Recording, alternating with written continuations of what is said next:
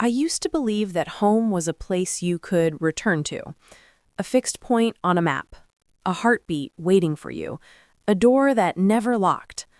But I learned, painfully, humiliatingly, that some doors slam shut forever, and the people behind them pretend you never existed. I still remember the exact sound the lock made the night my parents disowned me, a sharp metallic click that echoed down my spine and stitched itself into my memory. Some nights, even years later, I wake up hearing it. But I'm getting ahead of myself. Let me start on the day everything truly began to unravel. The day I chose myself. The day I chose my future. I was 22, trembling but determined, standing in our cramped living room in Ohio. The floral wallpaper peeling at the edges seemed to curl inward, as if it too was bracing for the confrontation. My father sat in his usual recliner, faded brown leather, cracked from years of his weight sinking into the same angry posture. My mother stood behind him with her arms crossed, wearing that look of permanently knitted disapproval she'd perfected over the years. I held my acceptance letter in my hands. New York. The training program I had dreamed of since I was 15. My launch pad into the corporate world. I'd worked 2 part-time jobs, saved every cent, and even impressed the company enough to earn a partial scholarship. I had done the impossible. But to my parents, none of it mattered. "Just say it already," my father snapped, without looking at the letter. "Tell us you're rejecting the proposal." Proposal. The word alone made bile rise in my throat. A proposal from a man I barely knew, a coworker of my father's friend, who was nearly twice my age and already hinting at how many children we should have. I swallowed hard. "I'm not marrying him, Dad." He finally looked at me. His eyes were cold, flat. Tired of me before the argument even happened. "And why not?" he asked. "He has a stable job, benefits, a house. What more do you want?" "I want a life," I whispered before I could stop myself. My mother scoffed. "A life? Running off to New York like you're some kind of special girl? You think the world is waiting for you?" "I earned this," I said, holding out the acceptance letter. My hands were shaking. "I worked for it. I got into one of the top corporate programs in the country. Don't you understand what that means?"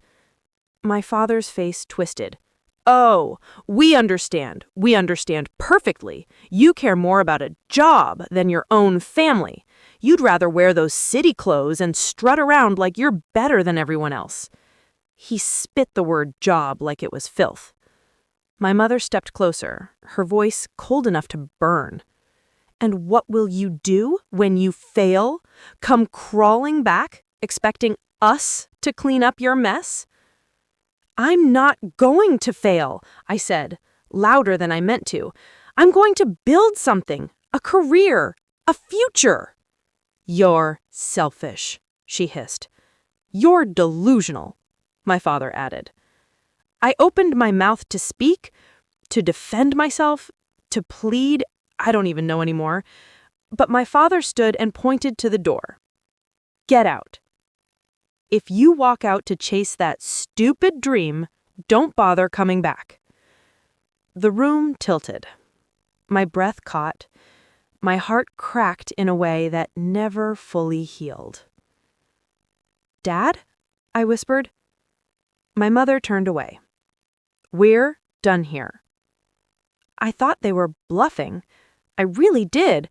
But when I went upstairs to pack a small bag, trying to breathe through the panic, my father followed. He tossed my duffel bag down the stairs. The zipper broke when it hit the bottom. Then he opened the front door. "Leave. If you choose that career over us, you are no daughter of mine."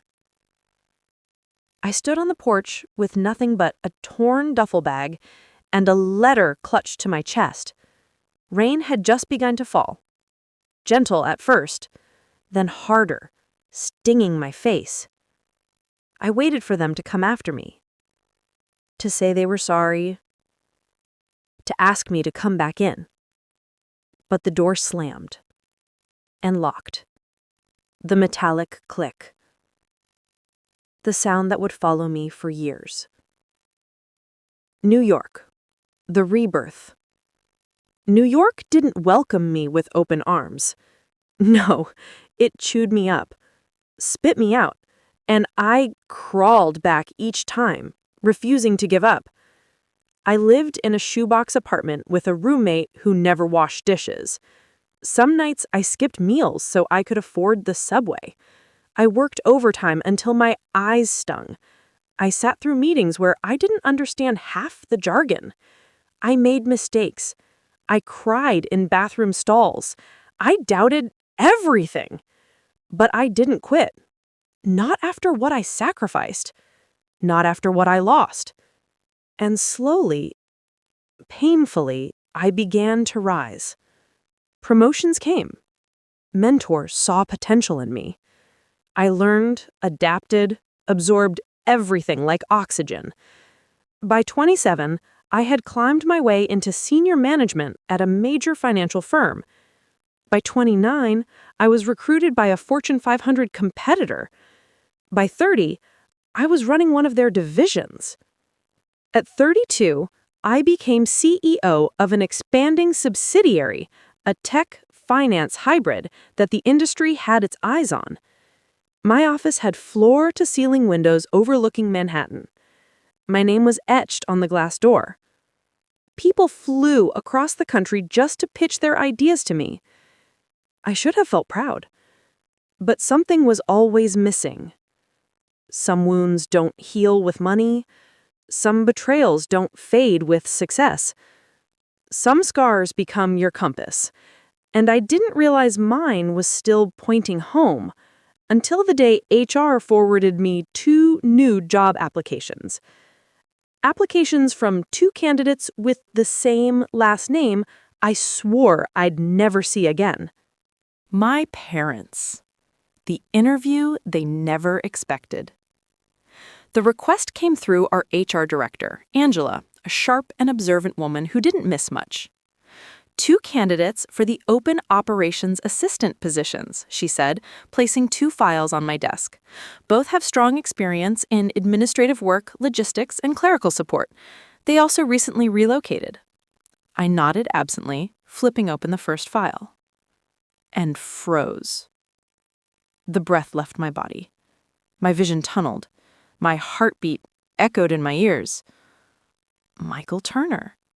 Caroline Turner. My parents' hands had written those names. My parents' signatures scribbled across the last page. My parents' resumes, dated, modest, desperate, stared back at me. A slow, cold exhale slipped from my lips. Angela noticed. Is everything okay? I shut the files gently, sliding them into a neat stack. I'll handle their interviews personally, I said. Angela raised a brow.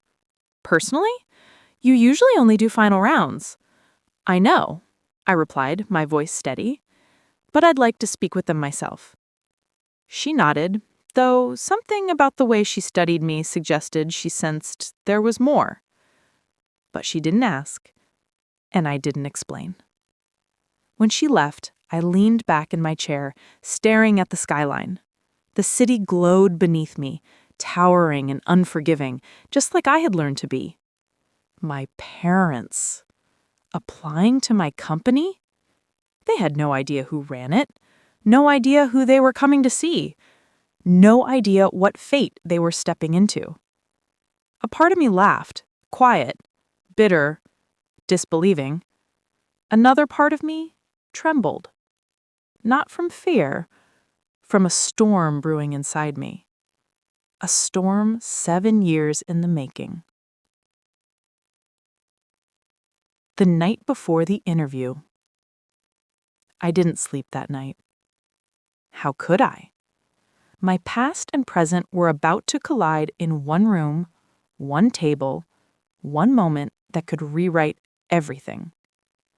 Around midnight, I poured a glass of red wine and stood at my window, watching the city pulse like a beating heart.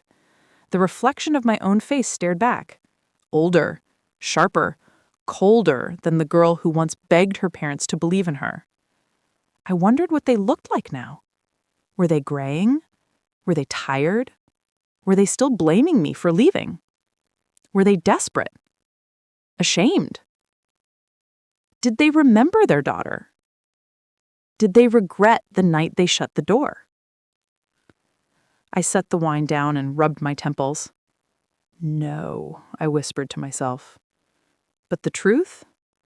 A small, buried part of me did want something. Closure? Revenge? Understanding? I didn't even know which. What I did know was this. Tomorrow, I would face them. And they wouldn't recognize me. Not at first. Maybe not at all. And maybe that was the best punishment fate could offer. The interview room. I chose interview room 4. Small. Intentionally plain, with just a glass table and 2 chairs. A single lamp lit the space, casting sharp shadows. I wanted them to feel the weight of the room, the pressure, the silence. A soft knock came at the door. I straightened my posture. "Come in," I said. The door opened, and there they were. My mother stepped in first, looking thinner, her hair streaked with more gray than I remembered. My father followed, shoulders slightly slumped, eyes scanning the room with a mix of caution and nerves. They didn't look cruel. They didn't look powerful. They looked ordinary, small, human. But I didn't let that disarm me. I kept my expression neutral, professional, collected, unreadable. "Please," I said, gesturing to the chairs. "Have a seat." My father cleared his throat. "Thank you, ma'am." Ma'am. My own father, calling me ma'am. They didn't recognize me. Not even a flicker of familiarity. I felt something crack inside me. Not pain, not joy. Something darker. Heavier. Control. I finally had all of it. I opened their files slowly, deliberately, letting the silence stretch. "So," I began, my voice calm and cool, "tell me why you're interested in joining this company." My mother leaned forward. We're looking for a fresh start. Things have been difficult for us lately." Difficult. The word tasted like irony. My father nodded. "We're hard workers, loyal. We don't complain. We just need someone to give us a chance." A slow, almost invisible smile tugged at my mouth. A chance? The same thing I begged them for 7 years ago? I folded my hands on the table. "I see." My mother offered a small, hopeful smile.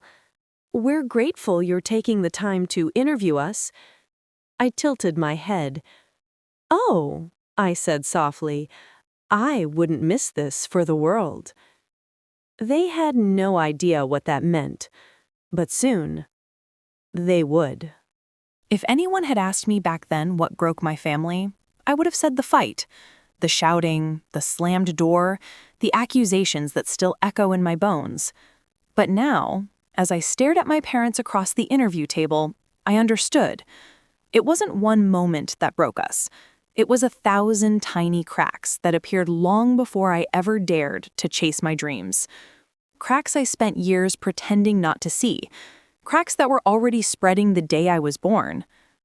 Cracks you pretend aren't there. Growing up, I used to wonder if other kids' parents also looked disappointed when they brought home good grades. Mine did. If I got an A, they asked why it wasn't an A+. If I won a school debate, they asked why I talked so loudly. If I dreamed aloud, they told me dreaming was for people who didn't work hard enough.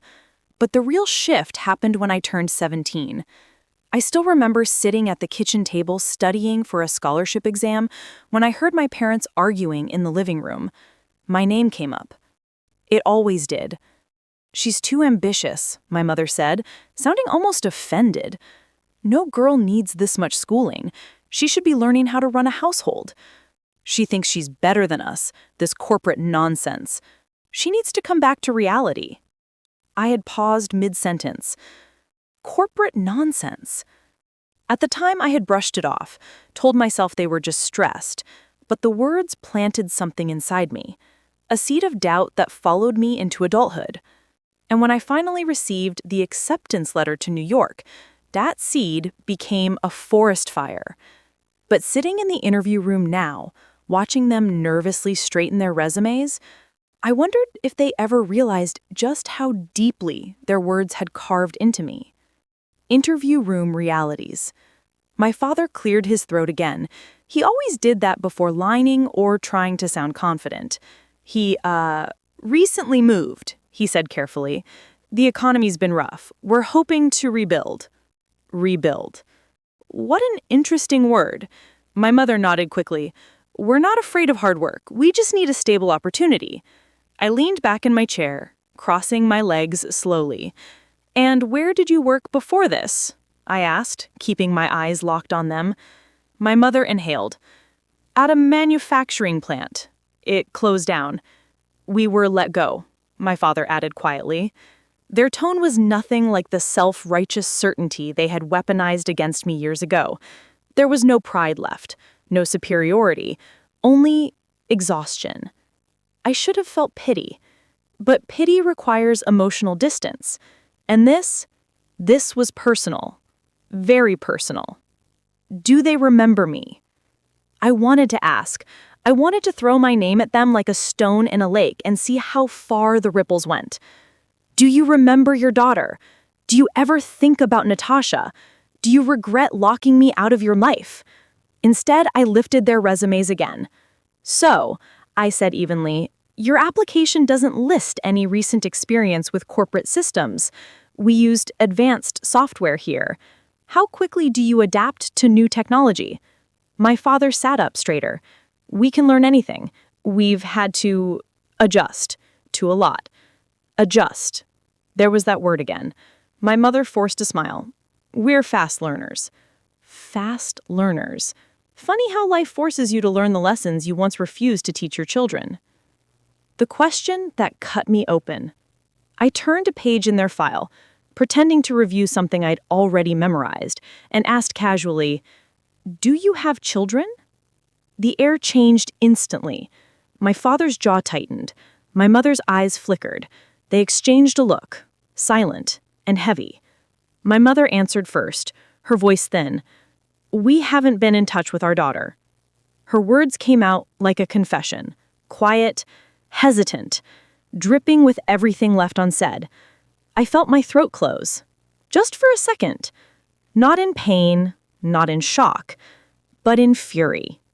"What happened?" I asked, my tone deceptively soft. My father shifted uncomfortably. "She chose her own path, a selfish one, walked out on her family." My nails dug into the armrest of my chair. Selfish. She walked out. How effortlessly they rewrote the truth. My mother nodded. "We tried to guide her, but she wouldn't listen. She thought she knew everything." I inhaled through my nose. Slow, controlled. "And do you regret it?" Silence. A long, suffocating silence. "We did what we had to do," my father finally muttered, though he couldn't meet my eyes. My mother glanced down. "What's done is done." My heart didn't break. It calcified. Flashback. The quiet undoing. When I was 19, I overheard my father on the phone with one of his coworkers. "No, she's not going to college," he said flatly. "Girls who go off alone, they come back with problems. I'm not risking it." I remember feeling like my ribs were made of glass. I had worked so hard, followed every rule, got straight A's. But they saw me as a liability, not a daughter. That was the first time I ever cried about it, not the last. Then there were the smaller things, the constant comparisons to other girls, the lectures about being ladylike, the warnings about ambition turning women arrogant, the way my mother once said, "Don't try to shine so bright. People will resent you." My father's favorite line, "Be realistic. Dreams are for rich people's kids." But the real crack, the one that split everything open, happened 3 weeks before I left. I had shown my mother the acceptance letter. She didn't congratulate me. She didn't hug me. She didn't smile. Instead, she said, "Don't embarrass us." Not, "We're proud of you." Not, "You did it." Just, "Don't embarrass us." That night, I realized I was alone. And sometimes, being alone becomes the only way to survive. Back to the interview. I cleared my throat and adjusted my posture. "Thank you for the honesty," I told them, though there was nothing honest about their version of events. My father managed a stiff nod. My mother clasped her hands together nervously. I tapped my pen on the table once, then again, then a third time. They didn't know what the gesture meant, but I did. It was a habit I developed when thinking through negotiations, and this was the most emotional negotiation of my life. I needed to test them. I needed to hear their truth. So I leaned forward slightly and said, "Imagine your daughter walked into this company one day. Successful, independent, a leader. What would you say to her?" My mother blinked rapidly. My father stiffened. "We don't know what she's doing now," my mother said quietly. "Maybe she failed. Maybe she learned her lesson." My jaw clenched. "And if she didn't fail?" I asked, voice steady. "If she succeeded, more than you ever expected?" My father shook his head. "Then good for her, I suppose." Good for her. That was it. That was the most emotion I would get from the man who had thrown my dreams onto a porch like trash. I nodded slowly. "I see. The first hint." My father leaned forward. "Ma'am, did our applications stand out to you in some way?" I looked at him, expression unreadable. "Oh, yes," I said. "Very much." My mother swallowed hard. "In a good way, I hope?" "In a memorable way," I replied. They didn't know how ominous the words were. Flashback, the last night at home. Some memories fade with time, but that night lives permanently under my skin. Rain soaked my hair. My clothes stuck to my body like cold hands. My duffel bag sat on the porch, torn open, my life spilling out onto the wet concrete. I knocked on the door, shaking, crying, begging. I remember the silhouette of my father through the frosted glass. He stood there. He listened. He walked away. My mother didn't come either. People think revenge is born in a single moment. A slap, a lie, a broken promise. But the truth? Revenge is born in layers. A slow, heavy sediment of hurt, disappointment, and betrayal piling up quietly until one day it becomes too heavy, and something in you snaps. Seeing my parents in that interview room had stirred up the old, painful sediment, but I still didn't know the full extent of what they'd done. Not yet.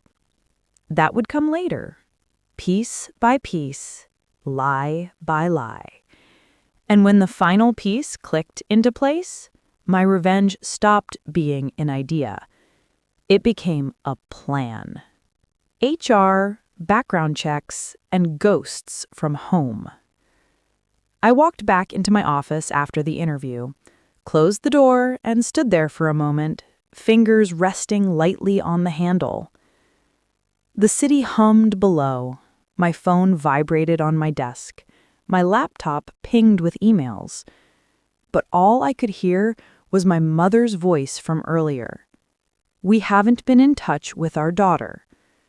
As if I were a misdelivered package, a wrong address, an inconvenience they'd washed their hands of. I sat down, opened my laptop, and pulled up the internal HR portal. 2 profiles, 2 applications, 2 familiar names. Michael Turner, Caroline Turner. My cursor hovered over the background check icon. I shouldn't mix personal and professional, I thought. Then another thought followed, darker and more honest. They started this.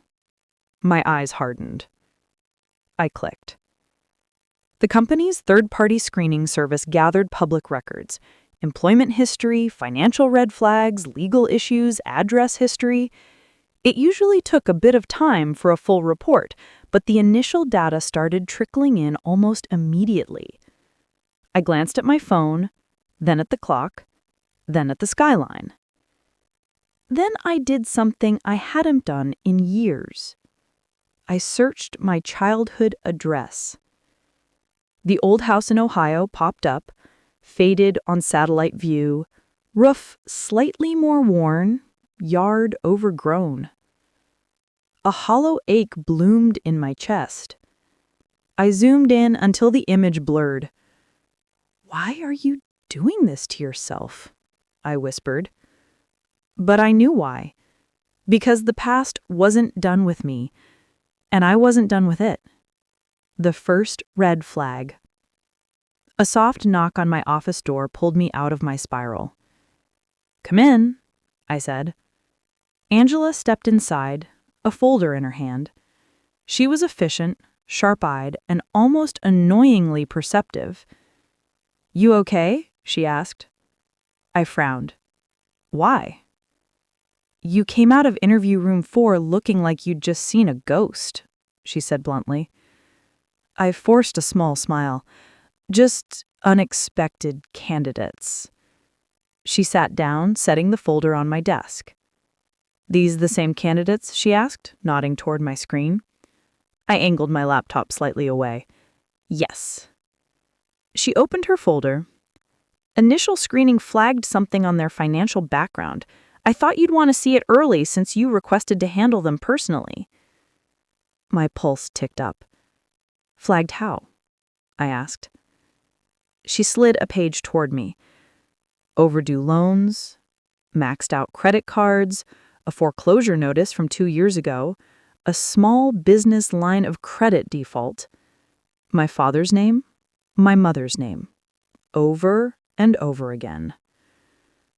I stared at the numbers, the dates, the stack of bad decisions laid bare in tidy rows.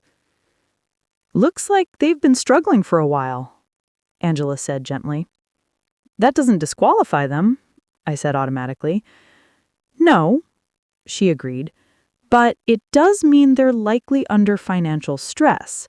Sometimes that affects performance or integrity." The word integrity lodged in my brain. I looked up. "Did the report say what the loans were for?" She checked. "Doesn't specify.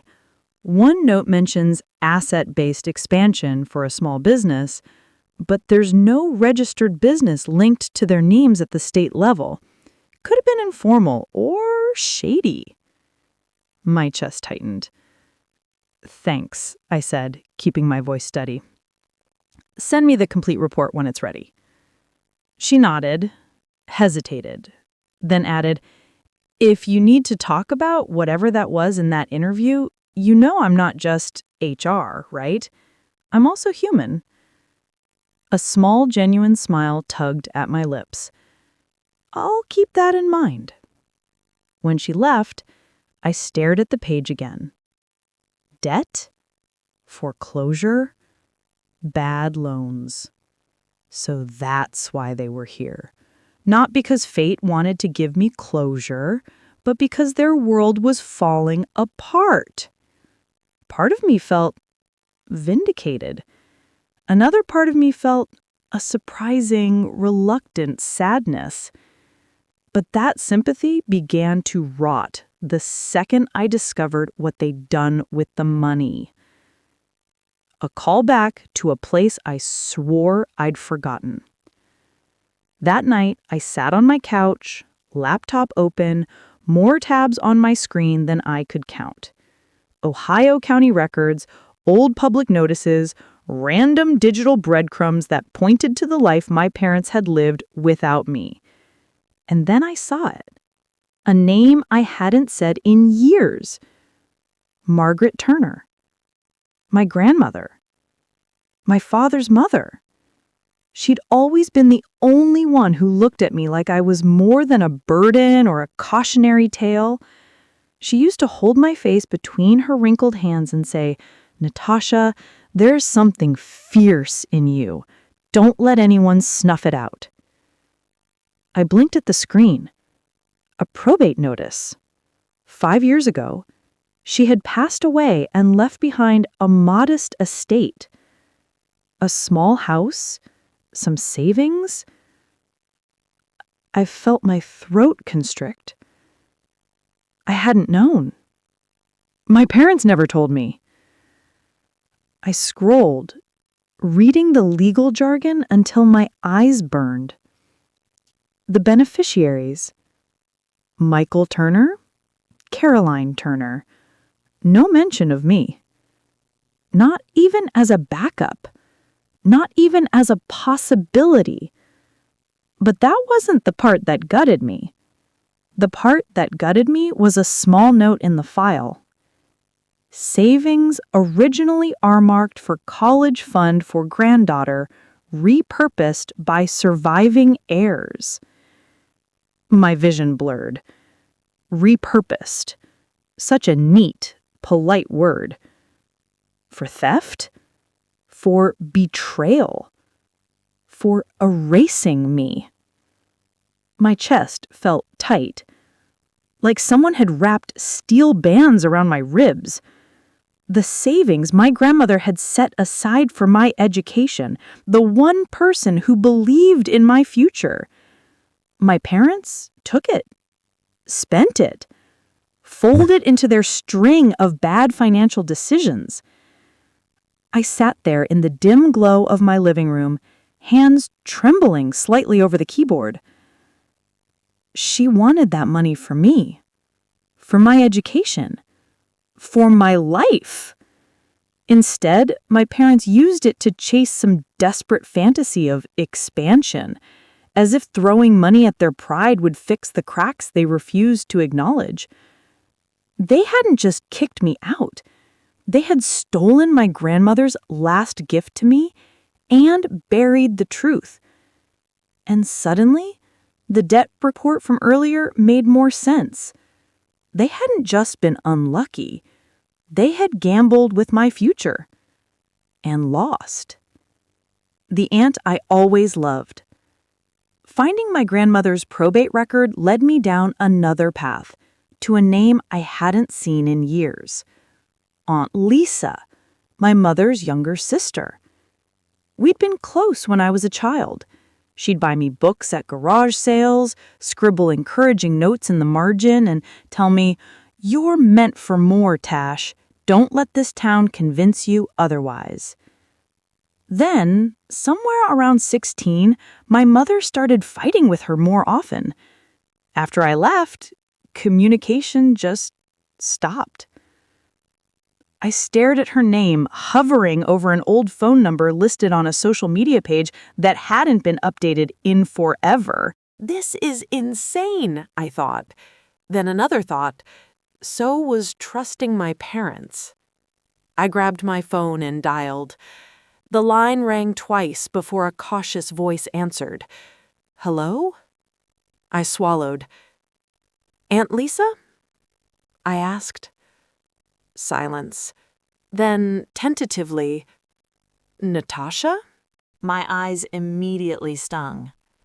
"Yeah," I said, exhaling shakily. "It's me." She laughed, a broken, disbelieving sound. "Oh my God.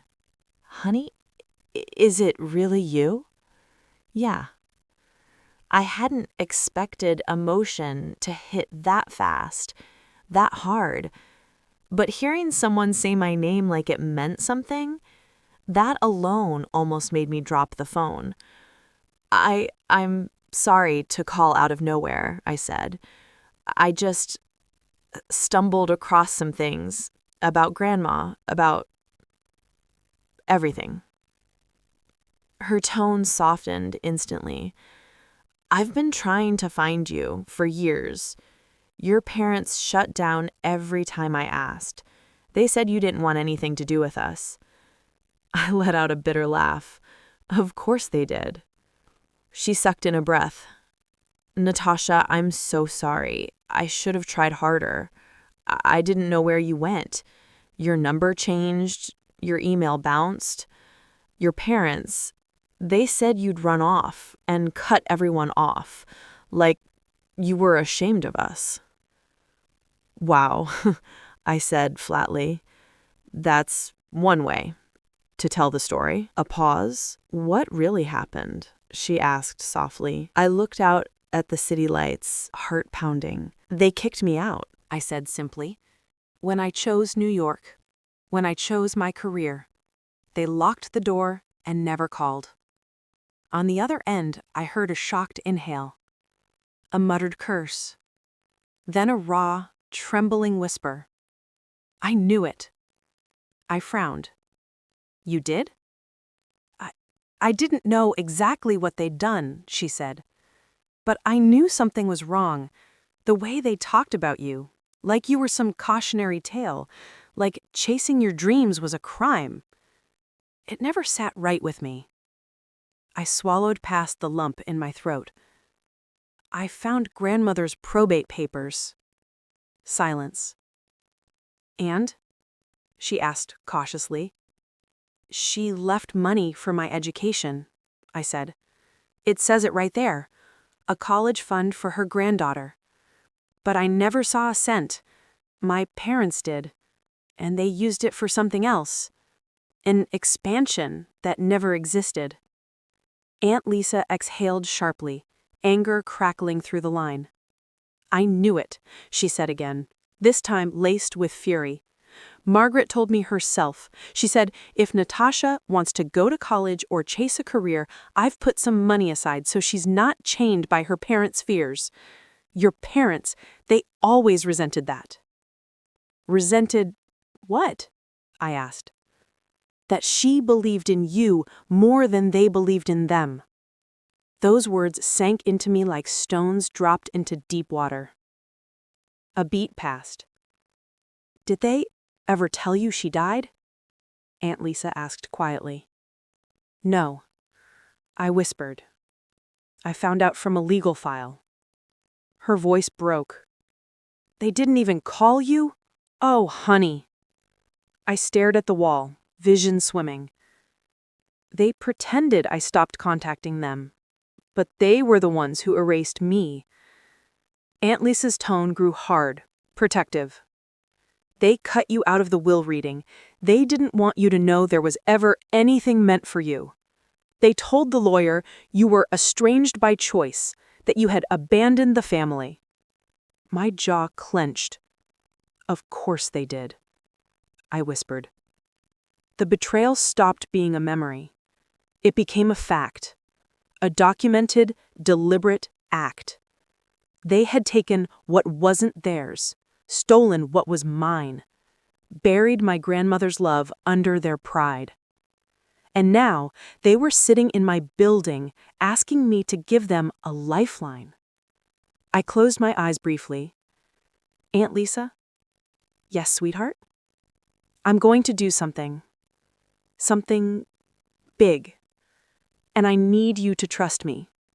But before I do, I need to know one thing. Anything. If Grandma could see me now, what do you think she'd say?" Aunt Lisa didn't hesitate. She'd say she knew you'd make it, and she'd tell you not to let anyone, especially your parents, take this victory away from you.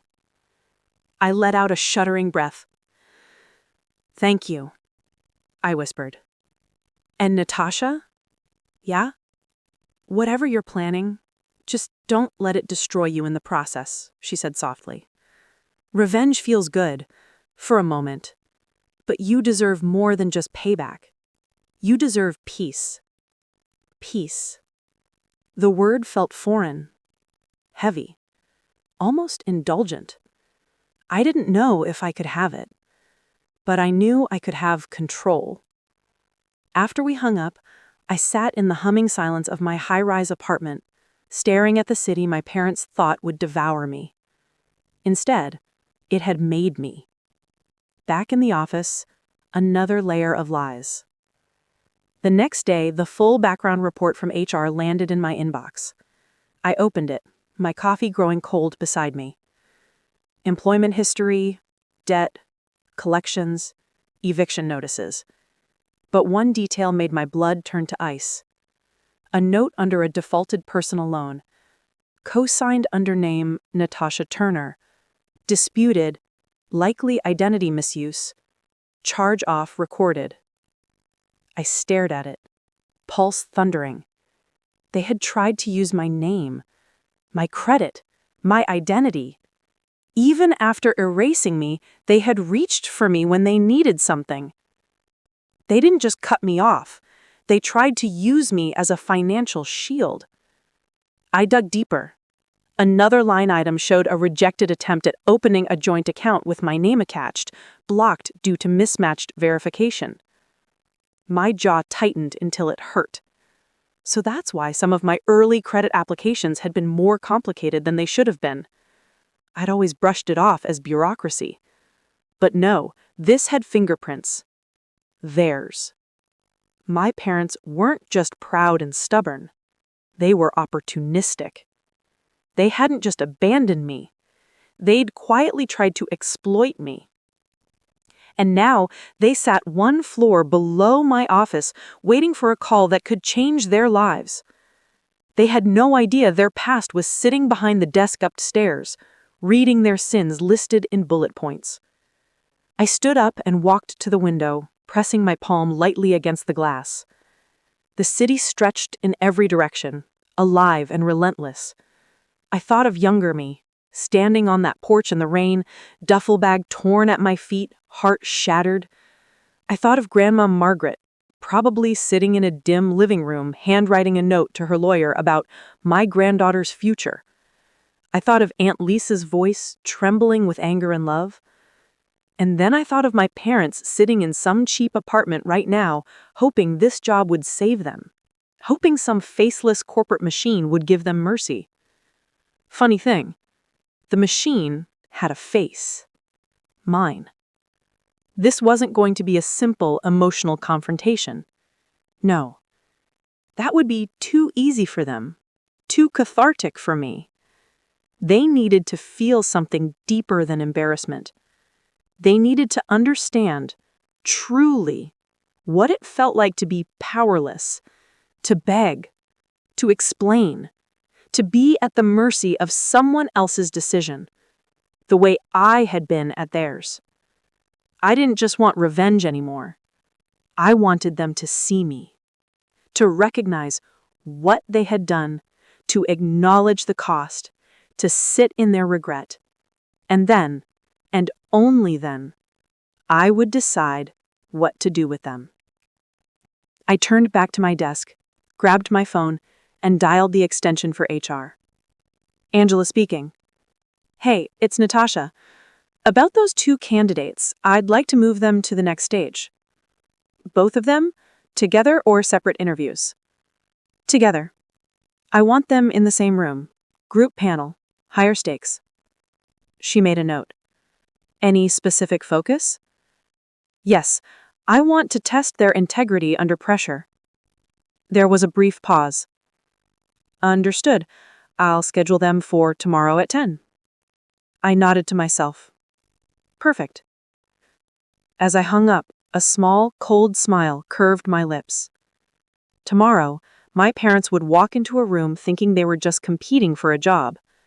They had no idea they were about to stand trial in front of the daughter they had thrown away. And this time, I would be the one holding the door. The next morning, I reached the office earlier than usual. Even Manhattan felt quieter, like the city was holding its breath with me. Today wasn't just another workday. Today, my parents would sit in a room where I controlled every second of their fate. A subtle thrill, sharp, dangerous, moved under my skin. I walked into the glass conference room HR had prepared. Long table, polished surfaces, muted lighting. Perfectly sterile. Perfectly intimidating. A folder labeled Integrity Panel Evaluation lay in front of my chair. I didn't need it. This wasn't an evaluation. This was an excavation. A slow uncovering of everything they'd buried. They walk in. At exactly 9:57, I heard footsteps outside the door. Cautious, unsteady. Then the door opened. My mother stepped in first, wearing the same worn-out blouse from yesterday, her eyes scanning the wide room nervously. My father followed, with stiff shoulders and a forced sense of calm. Behind them, 2 other HR panel members entered. My parents still didn't recognize me. Or maybe they simply couldn't reconcile the woman in front of them with the girl they'd cast aside. "Good morning," I said, voice even. They murmured greetings and sat at the far end of the table. My mother looked around, intimidated. My father kept adjusting his sleeves, his old nervous tic. I spoke first. "This round will focus on ethical decision-making and integrity under pressure." My father nodded eagerly. "Of course, we understand." My mother offered a tight smile. I leaned forward slightly. "Let's begin." The first question, the test.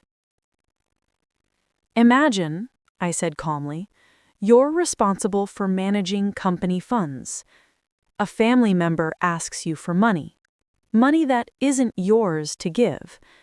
What do you do?" The room stilled. My mother's fingers tightened around her pen. My father blinked, throat bobbing. "I would refuse," she said carefully. "It would be wrong to use company money for personal reasons." I nodded slowly. "Even if they were desperate?" My father cleared his throat. "Desperation doesn't justify dishonesty." A humorless smile tugged at my lips. "Interesting. Very interesting. And what," I asked, voice cool, "if the money was originally meant for that family member, but legally still not in your control?" My father stiffened. My mother swallowed. It was the closest I'd come so far, a scalpel sliding just under the skin without drawing blood. My father forced a chuckle. "Well, if it wasn't legally ours, we couldn't use it." A blatant lie. Smooth, practiced. My nails pressed into my palm. "Noted," I said, softly. The second question, the crack. I slid a sheet of paper forward, just a hypothetical scenario for the interview. Or so they thought. "Next question," I said. "Suppose someone uses another person's identity information without consent to secure a financial loan. Should that person face consequences?" My mother visibly tensed. My father looked down. The HR panelists didn't notice, but I saw everything. My father finally answered. "People make mistakes," he said slowly. "Sometimes they're just trying to survive." The temperature in the room seemed to drop. "So, survival excuses identity misuse?" I asked, tilting my head. "No," he said quickly. "That is," my mother cut in, voice trembling. Maybe they didn't know it was wrong at the time. I blinked once, twice. They weren't defending a hypothetical scenario. They were defending themselves. And they didn't even realize who they were defending themselves to. One of the panelists wrote something on her clipboard. Another nodded thoughtfully. But I leaned back, hands clasped lightly. "A fascinating perspective," I said. They recognized my voice. The panel continued asking smaller questions, but my parents' eyes kept drifting toward me. At first, I thought they were just nervous. Then my mother frowned slightly, staring at me with an almost puzzled expression. "Forgive me, but have we met before?" My heartbeat thudded once. "No," I replied calmly. "Not officially." She blinked, still unsure.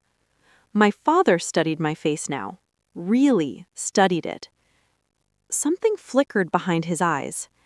Recognition? Memory? Guilt? The panel wrapped up the session, unaware of the invisible storm forming between the three of us. When the HR reps gathered their papers and stood to leave, my parents also began to rise. "That will be all," I said to the panel. Then, to my parents, "Not you two. Stay." They froze. The door clicked shut behind the exiting panel. Silence stretched, tight, electric. My father finally spoke, voice low. "You sound familiar." My throat tightened, but my voice did not waver. "I should hope I don't, because if I do, then we have a lot to talk about." Their eyes widened, fear blooming like a bruise.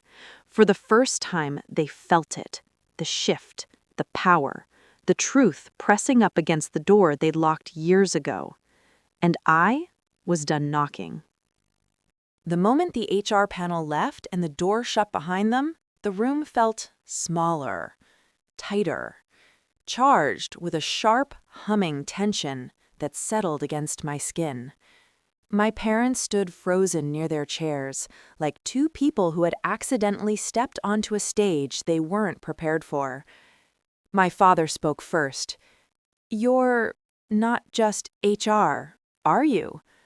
I let the silence answer him. My mother's cheeks paled. Her eyes flicked over my face again and again, searching for something familiar in the woman I had become. Her voice cracked. "Your eyes, they look like—" I raised a hand, stopping her. This wasn't the moment. Not yet. "We're not here to discuss who I am," I said calmly. "We're here to evaluate who you have become." They exchanged a panicked glance. "I don't understand," my father whispered. "But you will," I replied, folding my hands neatly on the table. The calm before the strike. I opened a folder, not the official HR file, but my own private dossier, a file I had assembled overnight. Bank records, foreclosure notices, loan attempts, and that one page, the one that had ignited everything. Co-signed under name Natasha Turner. Likely identity misuse. My mother's gaze dropped to the folder, dread washing through her expression. My father swallowed hard. We can explain." I lifted a single sheet of paper and set it on the table. "Please do." He stared at it like it was a lit fuse. We didn't mean for, it was a mistake." I arched a brow. "Which part? Using someone else's name, or pretending it never happened?" My mother clasped her trembling hands. "We were desperate. We thought—" "You thought I'd never find out," I finished for her. Their breath stilled. I leaned forward slightly. "This company has a zero-tolerance policy for identity misuse, financial fraud, misrepresentation. If this were discovered during your employment, I tapped the paper lightly, you'd be escorted out of the building and straight into legal trouble. My father's face turned a sickly shade of gray. Please, he whispered, we'll pay it back. Can you? I asked, because according to your financial records, you've defaulted on 5 loans in the last 4 years. My mother's lips trembled. How do you know all this? She whispered. I met her gaze without blinking. I make it my business to know. The plan takes shape. I stood and walked toward the window, back turned to them. You know, I said, watching the city stretch below me, I used to think the worst thing you ever did was throw me out. My mother let out a broken sound. My father shut his eyes. But that wasn't the worst. The worst was pretending I never existed, stealing the money Grandma left for me, using my name when you needed help, but never giving me the same grace. They didn't speak. They couldn't. I turned slowly, leaning a hip against the edge of the table. This is what's going to happen, I said, clear and cold. They looked up with hollow eyes. I continued, you will return tomorrow. There will be a final assessment. My father blinked, confused. We were still being considered? A corner of my mouth lifted. Cruel, precise, calculated. Yes. My mother frowned through her tears. Why? After all this? I stepped closer, heels clicking softly on the polished floor. Because I'm not done, I said simply. They stiffened. I want to see how you perform when everything is on the line. I want to know whether you lie when cornered or whether you finally tell the truth. I want to know what loyalty means to you, not when you're comfortable, but when you're desperate. My father's voice shook. What kind of test is this? I held his gaze. The same one you gave me. Silence. Raw and suffocating. My mother whispered, Natasha? I didn't flinch, but my pulse stuttered. She continued softly, You are her, aren't you? The question hummed between us. Dangerous, fragile, explosive. But I didn't answer. Not yet. Tomorrow, I repeated, stepping back. 10 a.m. Don't be late. Their plea. Wait, my father said, stumbling forward. Please, whatever you think we did, what you did is on record, I said sharply. What you believed you could get away with is why we're standing here. My mother wiped tears with the back of her hand. We were wrong. We made terrible choices, but please don't destroy us. I inhaled deeply. This isn't about destroying you, I said. It's about making sure you understand the cost of everything you threw away. I opened the door for them, just like they once closed it on me. You may go. They walked out slowly, hollow, shaken, unraveling. As the door clicked shut behind them, the same metallic sound echoed inside my mind. The night they locked me out. But this time, the power of that click belonged to me. And tomorrow, they would finally face Natasha, not the helpless girl they abandoned, but the woman who survived them. I arrived at the office early again the next day, but something felt different in the air. Not tension, not anger, a strange heaviness, as if the universe knew today wasn't just revenge, it was revelation. By 9:58 a.m., I was already in the large conference room, the same one we used for executive board meetings. Today, it was empty except for 3 chairs set in a triangle. My chair faced the door, their chairs faced me. No table between us, no formal setup, just truth. bare and unavoidable. Angela from HR waited outside to bring them in when I called. At exactly 10 o'clock, she knocked. "Ready?" she asked softly. I nodded once. She opened the door. My parents stepped in slowly, visibly shaken from yesterday's confrontation, yet dressed better than before. My mother wore a clean navy blouse. My father had shaved. Trying to look presentable, trying to look worthy, trying to survive. "Please sit," I said. They obeyed without a word. The door closed behind them. Silence settled, heavy, consuming. My father's hands shook slightly in his lap. My mother kept her gaze on the floor. "Do you know why you're here?" I asked. My father swallowed. "To complete the final assessment?" "No," I said calmly. "You're here to tell the truth." My mother flinched. "The truth about what?" she whispered. "About me," I said. "About Natasha." My father stiffened. My mother's eyes turned glossy. "I asked you yesterday if you had children," I continued. "You said no. You said you aren't in touch. You implied she cut you out." My father spoke quickly, voice cracking. "We didn't want to ruin our chances." "So you lied," I said. He froze. "Yes or no?" I pressed. "Yes," he whispered. My mother's chin quivered.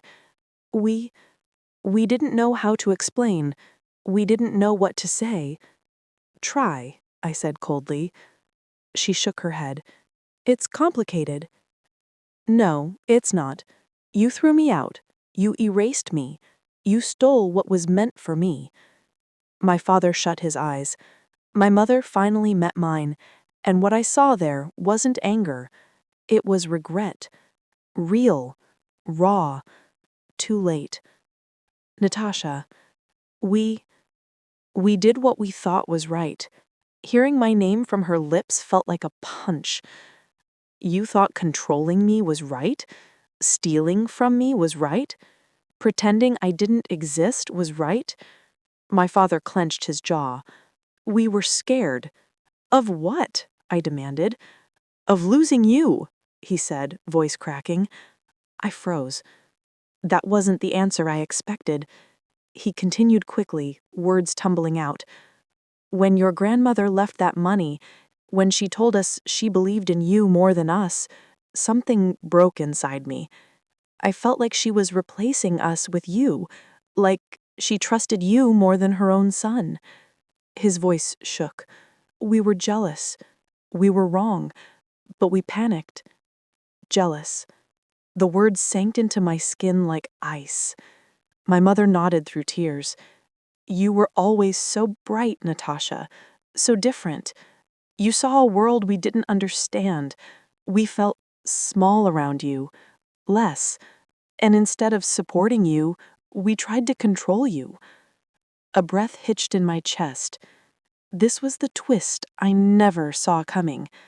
Not hatred, not cruelty, insecurity, their weakness, their fear, their inferiority.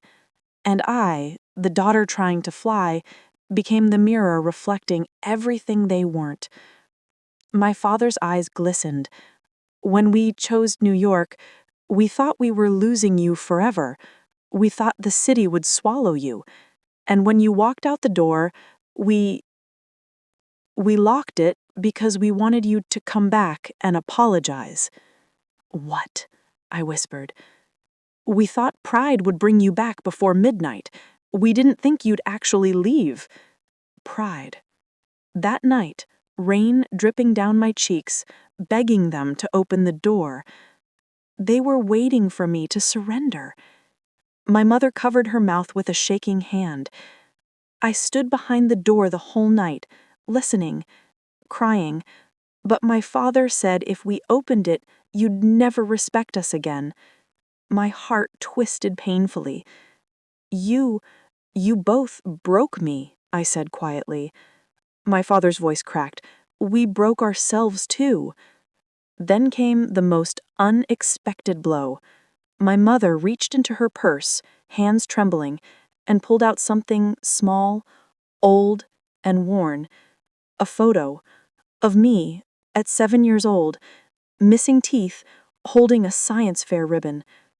"I carry this," she whispered, voice trembling, "everywhere I go." Something punched the air from my lungs. My father spoke next, voice thick.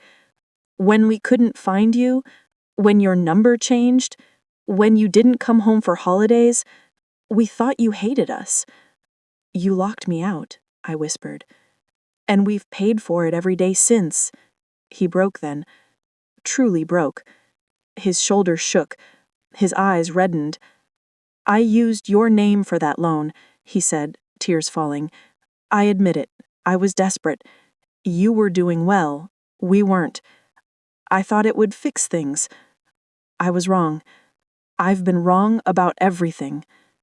Silence fell again, deeper, dangerous, transformative, because for the first time in years I saw not the villains of my past, but the flawed, insecure, deeply broken people behind them.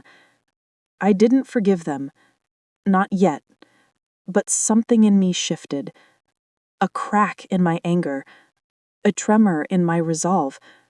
My mother whispered, barely audible, "What happens now?" I exhaled slowly. Now came a choice I hadn't expected to face: destroy them, or rebuild something new from the ashes, and I no longer knew which one I wanted. The room felt heavier after their confessions, not with anger, but with a kind of sorrow that seeped into the walls. My parents had broken down in front of me, not as tyrants, not as the villains I had spent years fighting in my mind, but as flawed, terrified people who made catastrophic decisions. People who had loved badly.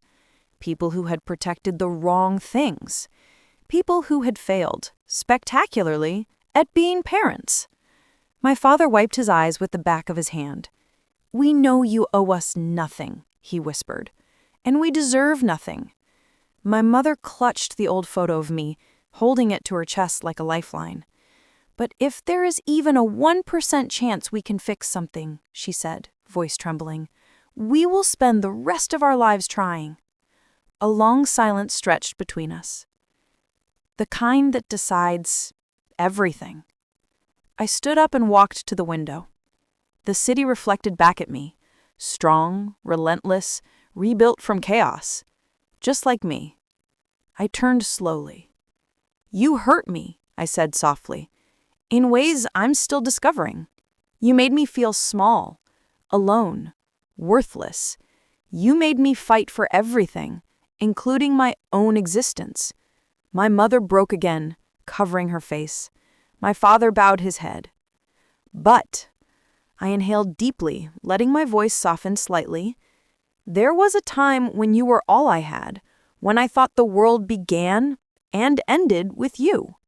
And even now, after everything, I don't want to hate you." They both looked up, shocked, fragile. "I don't forgive you," I continued firmly. "Not today. Maybe not soon. Forgiveness isn't a switch, it's a road, and you haven't walked it yet." My father nodded slowly. "We understand. But," I added, stepping closer, "I am willing to let you try." Something flickered in their eyes. Hope. Faint, but real.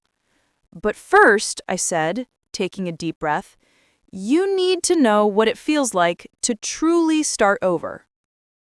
They tensed. I took a deep breath. "You won't get the job you applied for." My mother's breath hitched. My father lowered his head, bracing for destruction. "But," I held up a hand, "I'm not leaving you with nothing." They both looked up again, confused.